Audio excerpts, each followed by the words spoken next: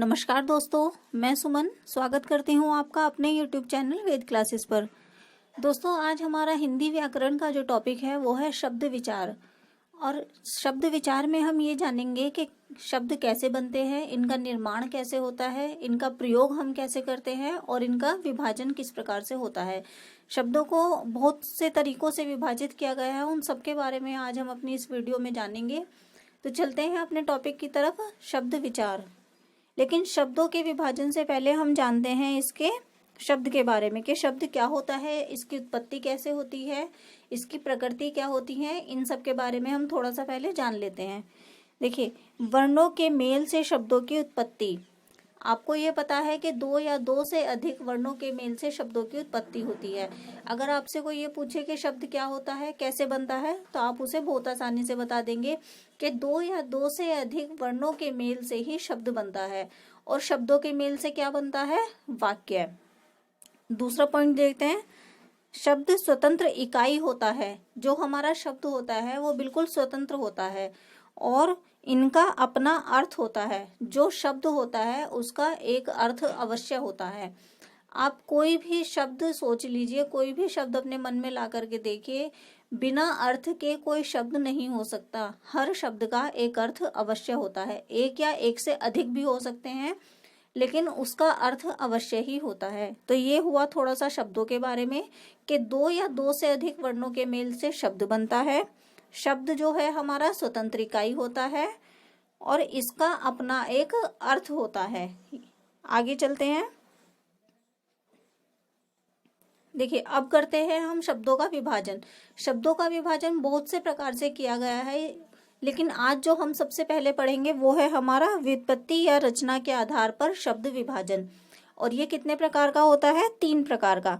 देखिए, व्युत्पत्ति या रचना के आधार पर शब्द 3 प्रकार के होते हैं।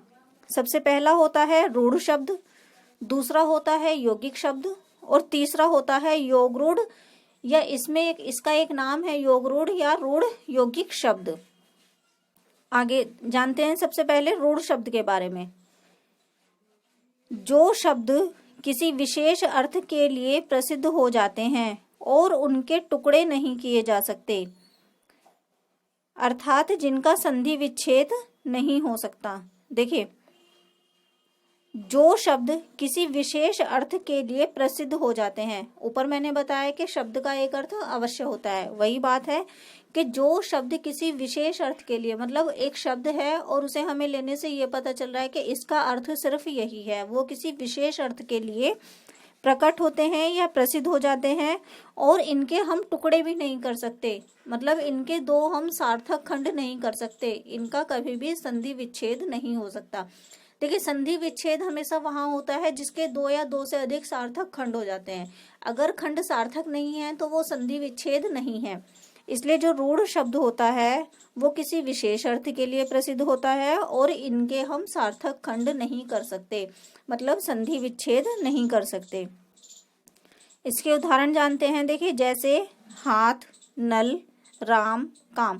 देखिए, हाथ है, हाथ बोलते ही आपको समझ में आ रहा है कि किसी के हाथ, मतलब हाथ जो है सिर्फ हाथ है, वो कुछ और नहीं है। हाथ को हम किसी और वस्तु को हम हाथ नहीं कह सकते, सिर्फ जो हमारे हाथ होते हैं हम उन्हें ही हाथ कहते हैं। और अगर हम इसका संधि विच्छेद करके देखें तो आप देखिए, हाथ है, हा का कोई मतलब नहीं होता और न ही थ सिर्फ एक वर्ण होता है। तो इनका जो है दो सार्थक खंड नहीं हो सकते और ये एक विशेष अर्थ प्रकट करते हैं।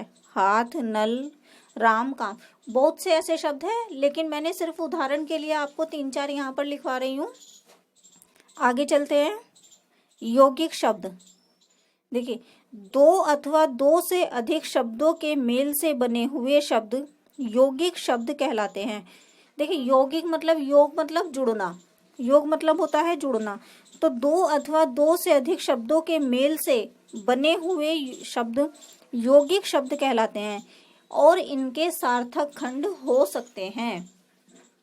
ऊपर वाले जो शब्द थे हमारे रूढ़ शब्द, वो दो वर्णों के मेल से बनते थे और क्या होता था, उसमें सार्थक खंड नहीं हो सकते थे और कोई विशेष अर्थ प्रकट करते थे। अब आया हमारा यौगिक शब्द। यौगिक शब्द दो या दो से अधिक शब्दों के मेल से बनते हैं और इनके सार्थक खंड हो सकते हैं। इसके उदाहरण देखते हैं। देखिए, जैसे रसोई घर। रसोई घर मतलब रसोई एक अलग शब्द है और घर एक अलग शब्द है, दोनों का ही अर्थ अलग अलग है। रसोई से हम जानते हैं कि हमारा किचन, और घर अगर हम लिखते हैं तो घर से भी हमें पता चलता है कि किसी के घर के बारे में बात हो रही है। तो दोनों ही खंड सार्थक होते हैं, जैसे विद्यालय, पाठशाला और प्रयोगशाला। आगे चलते हैं अपने अगले शब्द की तरफ, योगरूढ़ शब्द। देखिए, जो शब्द यौगिक होते हुए भी किसी विशेष अर्थ के लिए प्रसिद्ध हो जाते हैं। देखिए, जो शब्द यौगिक होते हुए भी, यौगिक मतलब दो शब्दों का मेल हो रहा है, यौगिक हैं लेकिन किसी विशेष अर्थ के लिए प्रसिद्ध हो जाते हैं, योगरूढ़ शब्द कहलाते हैं। मतलब यौगिक तो हैं लेकिन उनका अर्थ वो नहीं है जो वो शब्द लिखा है, उनका अर्थ कुछ और ही होता है, उन्हें बोलते हैं हम योगरूढ़ शब्द। जैसे देखिए, जलज, लंबोदर, घुड़सवार और दशानन।